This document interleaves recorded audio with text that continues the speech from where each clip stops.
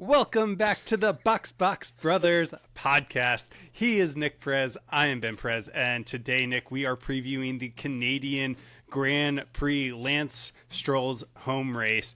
It is one of my favorites on the grid. Wall of Champions, Lewis Hamilton is maybe one of his best races on the grid. He's up there with Michael Schumacher, I think, with 9 wins there over his career. So today we are going to be talking about the teams and drivers that we like going into this race, the teams and drivers that we think are falling, and then we will end today with our competition of top 3 finish. We're going to pick our podium. We're then going to go into a teammate battle, top 10, and today we are bringing back Better or Worse, which is when me and Nick pick 2 drivers from the Grid Rivals, essentially book sheets, and we're going to predict whether they're going to go better than the place that they have slotted or worse than the place that they got slotted. So, Nick, let's hop in, and I just want to ask you, let's start with, I guess, the team on top in McLaren, and how do you think that they are going to fare this weekend up in Montreal? I mean, Canada, it's a very interesting circuit and everything,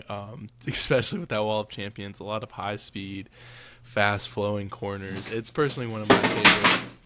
Sorry, Twyla dropped a tennis ball behind or underneath our bookshelf. Hold on one second. All right, we're back. That was my water bottle this time. Now, yeah, my little golden doodle just knocking over art. Yeah. It was a little skateboard that I'm stickering out. All right, so you can start where you were. All right, no, I'll just restart. Yeah. So McLaren, yeah. Yeah, we'll start with McLaren. Sorry about the interruptions. So starting with McLaren at the top, how do you think that they're going to fare this weekend? I mean, me personally, I think they're going to do very well this weekend. It's a track that suits their style of their car. I mean, they have the fastest car on the grid, 2 of the best drivers, and I mean, that's just all you can ask for. Lots of high speed and fast straights that really like roll over the standard car. So I feel like So I agree with you that I think McLaren's probably going to do 1-2, if not maybe a 1-3 finish. You can take your pick of who you think's going to be better this week between Lando and Oscar. Do you think that this is the first time in this championship that we are going to see them start scrapping for the podium finish? Or not even the podium, the race win. I think so. There's 3 DRS like zones, and it's 14 corners in a track, so I think that there's definitely going to be a lot of overtaking opportunities, especially if they're on one after each other and there's no Max Verstappen in the way of them. Yeah, I think if Max throws it up on, if Max splits the McLarens, I'll say it that way. If he splits the McLarens, then they're definitely going to have a harder time getting past him through the race. We are expected to have a dry race weekend up in Montreal, so unlikely chance of rain. I think it's like partly cloudy, so it should be really pretty weather. I think all of the F1 rookies are really excited about that they don't have to go through Montreal in the rain, because it is a very common occurrence to have a wet weather race up in Canada. But yeah, I think that we might start seeing them scrap. I don't know if Papaya rules are going to be in place, but I think that they are going to keep it clean, and I think this is where the season will turn for the championship race, because I think it's a 2-horse race right now. I don't see Max Verstappen coming and really messing with that party a whole lot, unless the McLarens start having reliability issues, which may not be that far off with the reliability that we have seen with the Mercedes engines recently. But yeah, I think it's going to be a 2-horse race, and I do think that they will start scrapping. But I do feel like that it's going to be a 2-horse race, and they're going to start to pull away from everybody else. And I do feel like McLaren won't pull team orders just yet, because it's either person's race. So they may give some preferential treatment during qualifyings, but other than that could be pretty much it. Yeah, and they very easily could give a preferential treatment to whoever starts out on pole. And usually you see that throughout all of the F1 teams, is that if you qualify and are leading the race, you typically have the first pick in strategy on what you're going to do. So moving down the grid, Nick, I think his biggest rival, we kind of hit on it, Max Verstappen and Red Bull. We can talk about Yuki a little bit because I do want to ask you about where you think that he's going, but how do you think Max is going to fare this weekend? I think Max is going to do pretty well. It's a circuit he's won at and taken the lead from second place before in the past. So, he has a very real possibility of storming if he puts it on the front row or the second row, that he has a chance of getting up there. Mm-hmm. I just don't feel like they have the pace right now, though. He can put any car on that grid on the front row of the podium, and I'll stand by that. Even if he was driving a Kick or a Haas, I feel like he could put it on the front row. Now, to maintain that overall race, it could be 50-50. So sometimes Red Bull has the pace, sometimes they don't. But, again, this track is it has some similarities to Suzuka with the fast corners and stuff and lots of straights. So we'll see what ends up happening. Yeah, I think you hit the nail on the head right there, is that in qualifying, he's going to be competitive. I think he's going to be battling and jostling with those two McLarens during qualifying, but then you've said it, that their race pace just drops off and they can't compete over a stint. So I don't really have much to add to that. I think the biggest question is, where does Yuki finish? Is he coming top 10? Is he going to at least show a glimmer of hope this weekend? I really do hope so. I'm a big Yuki fan. So I just hope that he just is able to find something in that car. Yeah, it's been very disappointing the last triple header. Is he looks lost out there. I know that he doesn't have the same spec as Max Verstappen. All of the upgrades that they're bringing are for him. So are for Max. So Yuki is driving an older spec of the car, which doesn't make it any easier to drive. So I have him on my F1 fantasy team. I stupidly signed him to a 4-race contract. My bad. Oof. And he didn't do too bad. He recovered well, but I am just disillusioned by Yuki. So if he can throw it in a top 10, I think that he is worth that value, at least in my game, but he just, it breaks my heart. I literally have a sinking pit in my stomach because of how bad Yuki has driven. So I hope for a top 10, and I am going to probably keep him on my team, but getting out of Q1 right now, I think would be a good result for him. But yeah, Red Bull just kind of throws people to the dogs, because you go and you look at everybody else who's driven on that second seat who has been basically cannibalized. Daniel Ricciardo, and granted that's not the best example of it, but Daniel, after he left and went to Renault, had multiple races where he was on the podium and was able to do really, really good things with that Renault car. You also go to Pierre. Pierre was able to just find himself in other places. Same with Albon too. And hopefully Perez here will be up pretty soon for a redemption arc. But for Cadillac. Yeah. So, it's just one of those things that, Red Bull just kind of, if you're not performing, they're not the most nurturing team, when sometimes all those drivers need is just a little bit of encouragement. Yeah, it is. It's literally Darwinism at its core, is survival of the fittest. If you can race right now, you will survive. If you can't, then good luck at Steak Saba later on. Yeah, it's just one of those, it's a crazy thing. Well, let's hit on Steak, because this is one of the teams that I think has shown a lot of improvement since, I guess, what was it, Imola, when they brought the upgrades? Yeah. And Matteo Binotto, working his magic in the engineering room, is building what looks to be a decent aerodynamic car. I think that they have hopped. Well, I don't know. competing with Haas and have been better than Haas. So I think that they have hopped Haas and have hopped Alpine. So where do you see them coming in this week, especially after Nico Hülkenberg's P5 last week? I don't really know.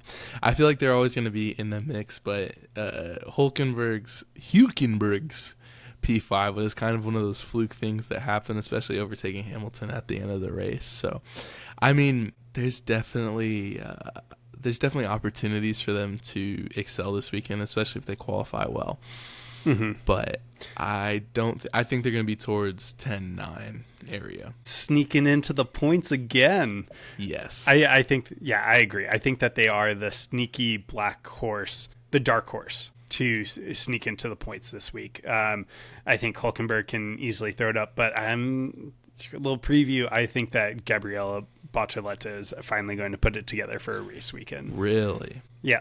So I do, and we can get into this because that's in my drivers better or worse. Mm. But I do think that Bortoleto is going to have a weekend to remember. Well, now that I said it, he's probably going to crash out in FP3, not be able to compete in qualifying, end up at the back of the grid. But we'll see what happens.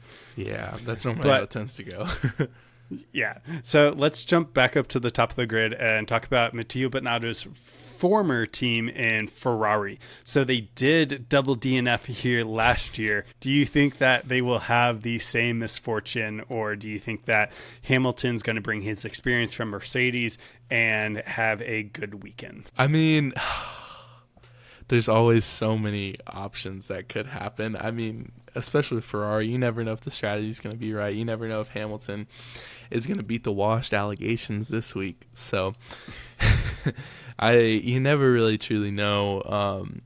I hope that they have a good race because it's always more interesting when there's more cars at the front. But I just don't think I think they're going to be pretty much where they have been all the other weeks. Yeah, competing for that like 5th, 6th spot with Mercedes. Yeah, it's just how the mighty have fallen. 4th, 5th, 6th. Yeah. Say that again? How the mighty have fallen. It's just crazy. Yeah, very wild. I don't have much hope for Ferrari this weekend. I don't think that Hamilton is washed, so keep that slander out of your mouth. It's just a new team. He's still getting used to it, and I think that we talked about it last time that he's up there like 5th, 6th. He's comparable to George Russell. I think that's where he lands in the hierarchy of drivers right now. But yeah, I think good results. I think best would be a 3rd place if something happens to the top 3 people, but a 4th place is probably realistically what they're shooting for. Yeah. So moving on to the team that they are competing with, and let's talk about Mercedes, because from all of the news sources that I've been listening to, Mercedes is looking to have a really good weekend up in Montreal. Yeah. What are your thoughts after George has been Mr. Consistency this year, top 5 finishes and everything but Monaco, I want to say, and then Kimi is looking to bounce back from his double DNF or 2 DNFs in a triple header week, and then that abysmal Monaco Grand Prix that he competed in. Yeah, I mean, it's definitely going to be interesting to see Mercedes compete this week, and I don't think George is going to be able to do anything really too special this weekend. Now, I do believe. See, you've said this each time, and then. And then he just sneaks up a consistent top 5 finish. I believe that this week is Kimi Antonelli's week. I want to see him do good. I think he's going to be right there, 4th, 5th. Kimi's going to finally put it together and put it there. He's going to do it. He's going to qualify well. He's going to put a whole weekend together and finish a race. I love that energy. I love that pick and prediction as well. I think that I agree that Kimi is going to have a weekend. It's just going to turn into a weekend of a rookie success. Bortoletto's going to do well. Kimi's going to do well. I mean, now that Hajar has been doing well. I mean, now that you said Bortoletto's going to do well, he's not going to do well. but Kimi, I think that he is has the talent. He's going to put it together. Every rookie usually has one weekend that they excel, and I think this week is Kimi. So give me Kimi and George for I think top 6. Not both of them. Either one of them. Double top 6. There's either going to be one of them that makes it or one of them that doesn't. Okay, so Kimi top 6 finish. Mm-hmm. I like it. So let's go to I guess the team that James Valves left. Well, I guess we're leaving Mercedes like James Valves left Mercedes, and we're moving down to Williams. So let's talk about the boys in blue and Alex Albon and Carlos Sainz. And how do you think that they're going to fare? Because they have not shown good race pace over the triple header. They did decent the first week in Imola, but then kind of like fell off the table after that. Yeah, they had a good Imola. They had a good Monaco. They had a decent Monaco. No, I mean, but they were there. They scored double points. I mean, that's really all you can ask, especially from them. I mean, but yeah, and I guess it's comparing it to Alex Albon's top 5 finishes. So how do you think that they're going to fare around Canada this week? I mean, I think Albon's always going to be just there. I mean, I think these drivers end up being pretty consistent from week to week. There's not a lot of huge fluctuation. So, I mean, I think Albon's always going to kind of be there if the opportunities present itself, which, I mean, we could get a late safety car like we have been getting these past couple races, which I just think should be a mandate that we should 10 laps left, red flag, everybody gets a free tire change or a safety car pops out. I just feel like there should be something that happens at the last 10 laps. Okay, so you just want a sprint race. No. I want a normal race that's up exactly to that point. What it comes in. And then either a safety car or sprinklers come on and it goes to a wet race. They go to a downpour, someone breaks down, we pop someone's tire just to spice it up a little bit. And then, I guess it does become a sprint race. So a sprint race, the last third of the race. Okay, we'll pitch that to the FIA and see what they can do about that. We might have to bring back Michael Massey to get that accomplished, but we'll file a petition. You know, that was one of the most dramatic ends of a race to watch. I mean, even though it was rigged and you'll get mad, it was incredible to watch. Well, I will get that drafted up and send it out to our 35 followers right now. 35 and growing, and we will send that to Mohammed bin Salah and get the ending to a sprint race, or get the end of a race to just turn into a sprint race. But I guess sticking with Williams real quick, how do you think Carlos Sainz is going to compete with Albon? I think Carlos Sainz is going to always do well. I think he's going to do what he has been doing. I mean, he's definitely fallen off in these past 3 weeks more than Albon has. So I think he's still going to do well. I think he's just going to be at that 10 spot fighting with Kix Alba. Okay, so still coming in behind Alex Albon. Yeah. Okay, fair enough. So let's go down to the second Red Bull team and let's talk about Liam Lawson and Isaac Hadjar. So we've had a week to cool off from Isaac's really impressive triple header weekend, scoring points in all of the races. So do you think that he carries this momentum into it, or do you think that Liam finally puts together his weekend and outscores and outperforms Hadjar? I don't think Liam has it in him. I mean, Liam's definitely been improving week to week, and he's definitely been improving week to week, but I just feel like Hadjar is way more consistent on a day-to-day basis. So I still give it to Hadjar. And, I mean, speaking of Red Bull, they are making moves to bring up. They got the 17-year-old as super license. Yes, just in time for the exemption. A Yuki to get thrown out, throw Hadjar up there in the throw. It's just going to be a mess whenever that finally comes down. Yeah, so what Nick's talking about is Max Verstappen's possible race ban. He's on 11 points right now. If he gets one more penalty point in any of the next 2 races, he will be suspended for that race and won't be able to compete. So it leaves an empty seat up at the main Red Bull team. They'll probably bring in either Hajar or maybe Lawson. And then with either of them leaving the sister team, they can bring in someone else. They're looking at their stud, Arvin Lindblad, who's currently in F2, is 17, but they did just get a super license exemption for him to race in Formula One before the age of 18. And I mean, call me a purist, but I don't like the driver switches mid-season. I don't think it's, I mean, I know it's a part of the game, but I just don't like it. I hate to see people get kicked out before the time. Well, no, I mean, in this case, it's not being kicked out. It's them just rearranging. Yeah. And so Yuki would stay at that second team. Or I still think Yuki would stay in the second seat. I still think it's stupid.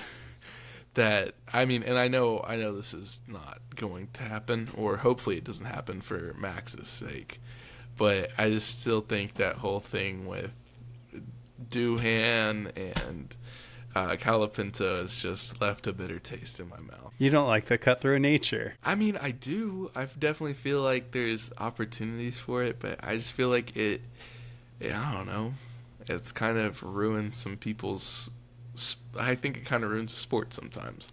Okay. Well, let's talk about that a little bit more when we get down to Alpine. So, wrapping up with Racing Bulls, Hajar over Lawson, and I agree. I think Lawson will be closer to Hajar, but will still probably be about like 0.3 back on him. So, I guess actually, the next team that I have written down is Aston Martin. And news came in that Lance Stroll is going to be competing at the Canadian Grand Prix. I know we were talking about it in our bye-week podcast that we didn't know if Lance Stroll was going to be able to drive this weekend because he fractured his wrist again from doing something inside the garage is the story that I've heard. But he will be at his home Grand Prix. So, Nick, where do you think Aston Martin, Alonso, and the broken hand Stroll is going to end up this week? I mean, man, that is just a team that I just feel like, I mean, I think Alonso is going to be able to keep his points run going. I know he barely snuck in there last time, but I do feel like they're going to be able to keep the points run. Yeah, I'm not too hot on Aston this week. Not for any particular reason, more just vibes and gut feeling. But I struggle to see Lance Stroll coming back and doing much or helping his team much this week. So I think Aston with Alonso has a chance for top 10 finish, but in Stroll, I think he gets knocked out in Q1. You think he continues on his historic tally?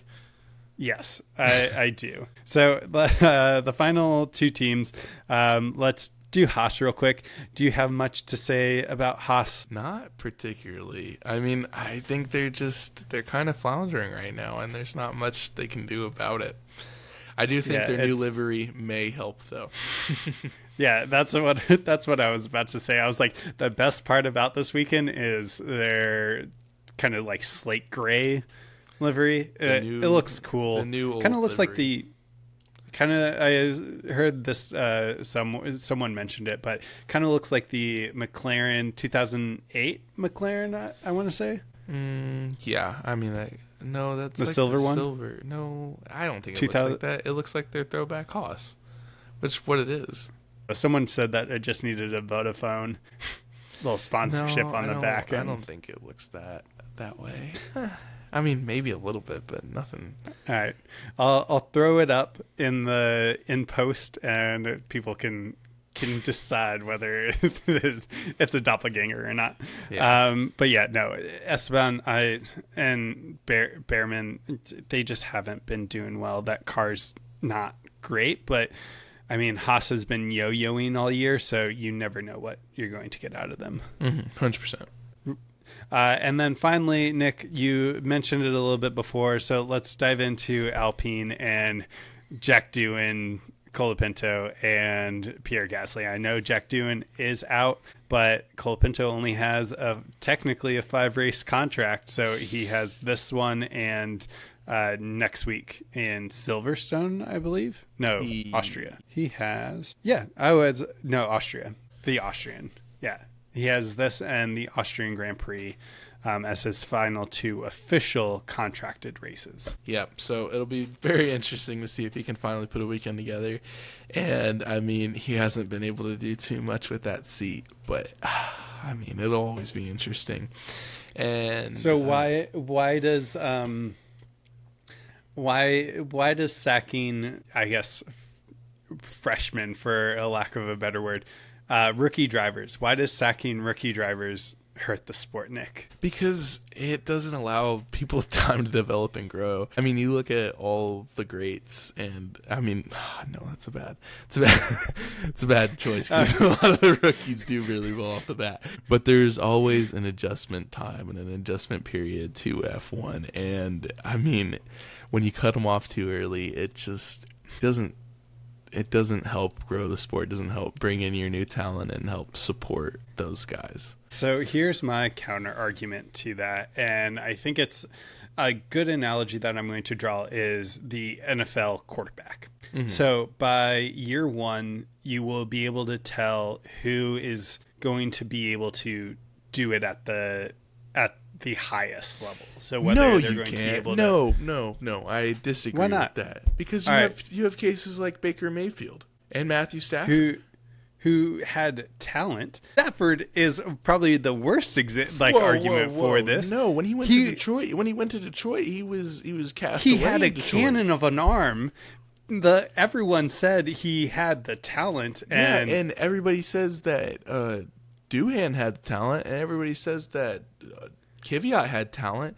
But whenever they got there, they got cut off way too soon, and weren't able to find a second home. No, so, because Max Stafford going to Detroit would be like if it'd be like if Max went to Haas.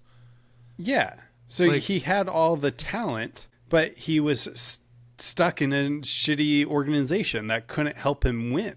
But you can tell a good driver or not. Like people could tell that George Russell has the potential to win a World Drivers' Championship even down at Williams. You could tell that Leclerc has the DNA to win and the speed. He has the DNA and the speed to win a World Drivers' Championship down at Alfa Romeo.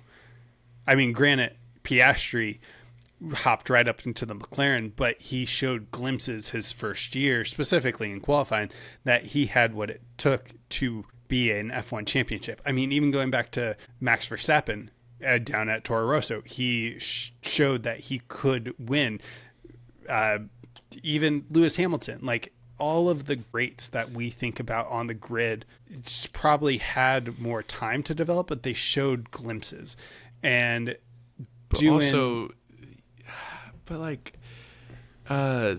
Lawson had 2 races. He showed a glimpse. Doohan had 4 races, and they haven't shown like that pace. Like, but their glimpses were over a whole season. They didn't just get in there and get immediately, they're the next coming.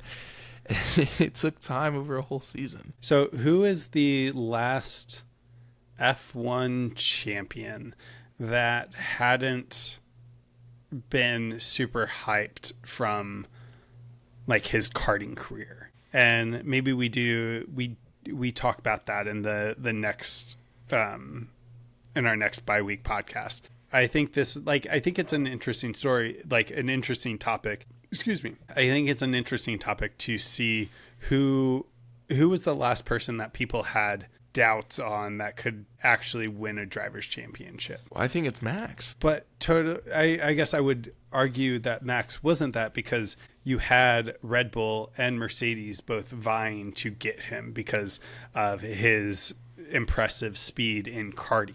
I think that you see that with Arvin Lindblad right now, and also with Kimi Antonelli at Mercedes, is that the people who do this for a living, the scouts, see that X factor within those drivers. And I think it's that X factor, that intangible that people talk about when they say this. And I guess an example would be Isaac Hadjar, is that he looks really good, but will he ever be able to get to that world drivers level? Because Albon doesn't have it.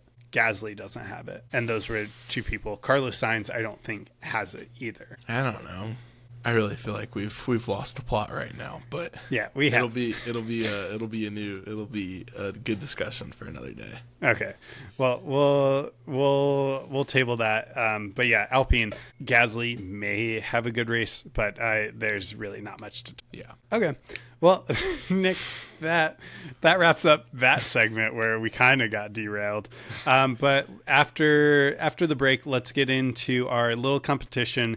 It's currently 5-4 me, but let's see if he can come back this week. So up next are Ben and Nick's competition segment.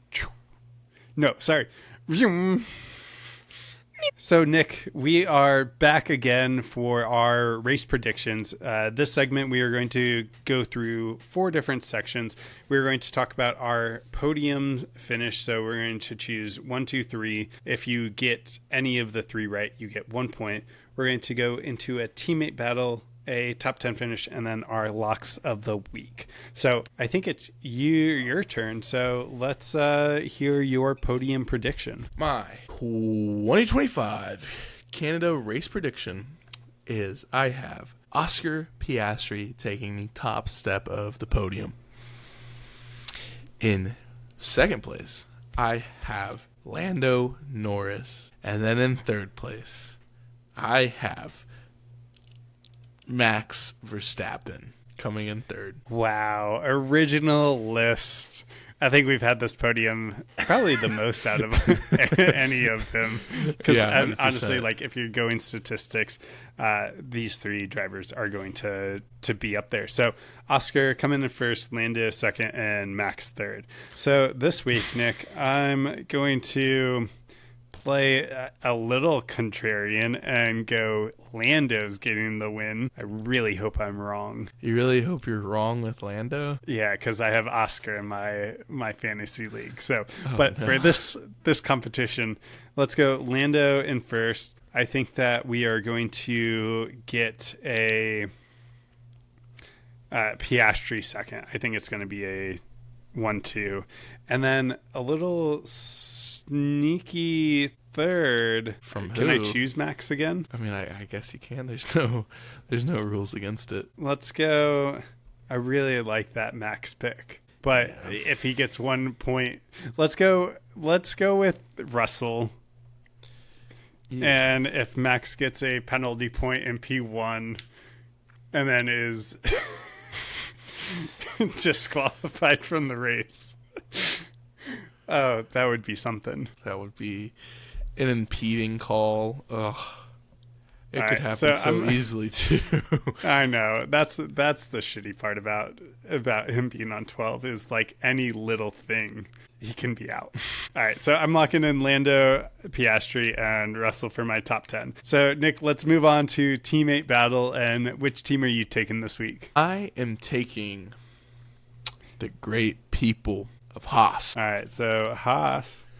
And if you do choose the second driver of the team, you will get 2 points if they do, in fact, come beat their teammate that week. Well, hate to break it to Ollie Behrman, but he does not have my vote of confidence. Even though I don't like Esteban Ocon that much, he is still going to get I say Esteban Ocon to beat Ollie Behrman. All right, so Esteban Ocon over the Behrman this week for Nick. I'm actually going to go... where do I want to go this week? Because I think I went McLaren. No, I went Racing Bulls last week.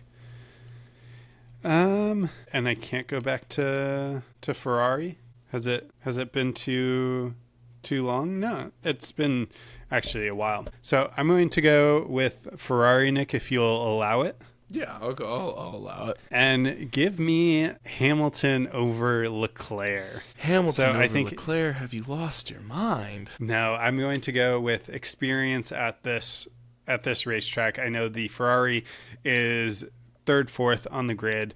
They're going to be competing with the Mercedes, but I think Lewis's experience around here and his track record is going to rise that Ferrari from the ashes and give them a redemption story this week. So give me Hamilton over Leclerc for my teammate battle. Sorry, you're not going to be winning any points this week. Well, we'll see. They don't even have to come top 10, Nick. I just need Hamilton to DNF later than Leclerc. I guess that is how it works. All right. Moving on to a top 10 finish. So, Nick, tell me who you think is going to be a top 10 finish out of the non-top 4 teams. My top 10 finish is you can going throw. to be... I will say you can throw in Yuki if you want. Oh, I can't. I can throw in Yuki, huh? Well, I'm going to say Fernando Alonso is going to put in the points again to take it home. All right. So Nick's going with Fernando Alonso. I had chosen, I believe, Behrman last week. He did not hit for me, but he did not. This week, let me look at the teams or the drivers, and who do I want? Top 10 finish. I don't need that. I if you will have me, I will take Yuki as a top 10 finish. Yuki is a top 10 finish? Oh, or is that not allowed because he's top? You can take him. I'll allow it. If not, I do have another pick of a top 10 finish. Well, I'll allow it. I'll let you grab Yuki. Because, I mean, did he come top 10 last week? No, he got up to 13th, I believe. Mm-hmm. All right, locking it in. Because really, he might not even make it out of Q1. That is true. All right, locking in Yuki. And then final segment of today, Nick, we have our better or worse over-under on 2 drivers. So I actually sent you over the grid rival stuff, and you have chosen Carlos Sainz, who is currently at his line, and this is for the race, at 9. And Lewis Hamilton, who is coming in at 5.5. So better or worse, let's go Carlos and Hamilton, Nick. Oh, man. Ben, this app's pretty cool. For Gasly. Like, this may make me start watching NASCAR. You can bet on practice too. Yeah, that's degenerate shit. So no, do not bet on practice. That's crazy. We are not. Yeah, we are not going to bet on practice. That's actually crazy. I didn't know you could do that. No. Okay. So, all right, Nick. We're going to do better or worse. We're going to use the Grid Rivals line system, and based off of where we're recording this, June 12th at 8 p.m. Eastern Standard Time, we're going to use those numbers as our lines that we're setting. So, Nick, who are your 2 drivers that you're picking this week? My 2 drivers are going to be Carlos Sainz and Lewis Hamilton. All right, so Carlos Sainz line is set at 9, and Lewis Hamilton's is 5.5. So, are you going to go better or worse for both drivers? What are you picking? I'm going to go worse for Carlos Sainz and better for Hamilton. Okay, so worse than 9 place for Carlos and a better than 5.5 on Hamilton. Yep. So good luck this week. You are 0-2 right now. I am 1-2, so batting 50%. Let's see if we can keep that going, and my 2 picks are going to come in with Leclerc and Bortoleto. The line for Leclerc is 4, and the line for Bortoleto is 15.5. I did lock this in last week because I saw the line was set at 16.5. So I did pick up. They have these promotions that they do, but I did pick up a promotion from Grid Rival. Got Oscar Piastri at 21 or better, so I just don't need him. He just can't DNF. And then I got Bortoleto to do better than 16.5. But I think Bortoleto is going to have a good week this week. So on the even 15.5 line, I'm going to take the better for Bortoleto. And then for the 4, I'm going to go worse for Leclerc. And luckily, that does also align with my George Russell 3rd. Ooh, I like it. So, and then Max obviously coming in that fourth spot. So those are our locks of the week. Nick, I think that's it for the preview. Anything else before we meet again after, or we talk again after the race Sunday? Yep. Anything? I don't think anything. I think I like it. Okay, so we'll end it there. Trey will be up in Macon this weekend. We will be watching the race, and luckily it is on our home continent soil, so it will be an afternoon race for us. So I'm super excited. With that, Nick, I think your tires are looking a little bit worn, and I need you to come into the pits and box. Box. Peace.